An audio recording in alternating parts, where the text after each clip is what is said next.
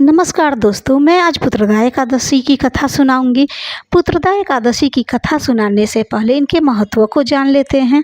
पुत्रदा एकादशी के दिन व्रत रखने का महत्व पद्म पुराण में बहुत ही खास माना गया है। मान्यता है कि जो दंपति भगवान विष्णु और भगवान कृष्ण के बाल रूप के प्रति सच्ची श्रद्धा के साथ यह व्रत रखते हैं और विधि विधान से पूजा करते हैं, उनके घर शीघ्र ही संतान की किलकारियां गूंजने लगती है, मनोकामनाएं पूरी होती है। पुत्रदा एकादशी व्रत करने वाले को पूजा के बाद पुत्रदा एकादशी व्रत की कथा अवश्य सुननी चाहिए, तभी व्रत पूर्ण होता है। कथा कभी भी खाली हाथ नहीं सुननी चाहिए। कथा सुनने से पहले हाथ में फूल और तिल रख लें, तभी कथा सुने। पुत्रदा एकादशी का व्रत संतान सुख और कल्याण के लिए किया जाता है। इस व्रत की कथा इस प्रकार है। प्राचीन समय में भद्रावती नामक नगर था। वहाँ के राजा सुकेतुमान और रानी शैव्या बहुत धर्मात्मा थे, लेकिन उनके जीवन में एक बहुत बड़ी कमी थी। उन्हें कोई संतान नहीं थी। राजा और रानी इस कारण अत्यंत दुखी रहते थे। राजा अपनी प्रजा का पालन तो करते थे, परंतु मन ही मन उन्हें यह चिंता खाए जाती थी कि उनके बाद उनका राज्य कौन संभालेगा। एक दिन राजा सुकेतुमान अपने दुख से व्यतीत होकर जंगल में चले गए।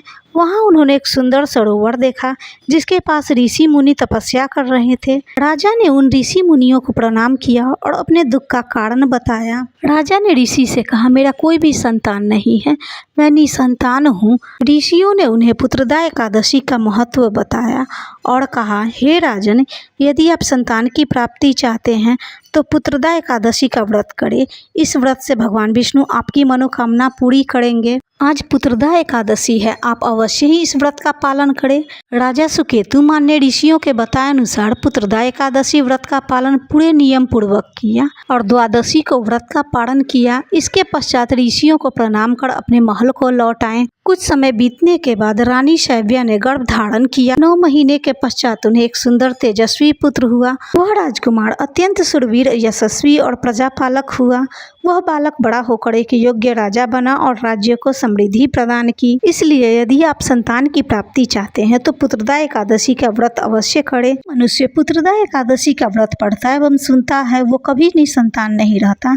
संतान सुख भोगते हुए अंत में स्वर्ग की प्राप्ति होती है। कथा के बाद हाथ में लिए तिल और फूल को भगवान के चरणों में छोड़ दें। आरती करें, हाथ जोड़कर संतान सुख की कामना करें। पूजा में आई त्रुटियों के लिए क्षमा करें। एक बार बोले भगवान विष्णु की जय, बाल गोपाल कृष्ण की जय।